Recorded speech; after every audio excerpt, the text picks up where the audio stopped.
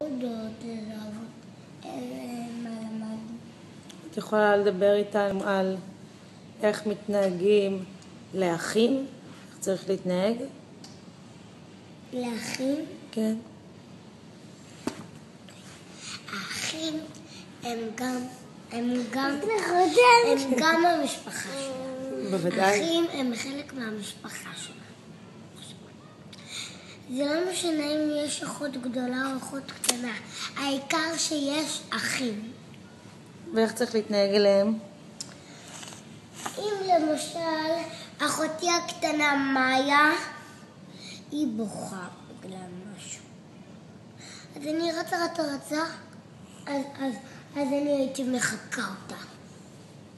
זה לא יפה, זה לא נהוג. איך את מרגיעה את אחותך מאיה שהיא עצובה, שהיא בוכה? אם אני מחכה אותה, זה גורם לה להיות יותר עצבנית. אז אני חייבת לרוץ ולהרגיע אותה.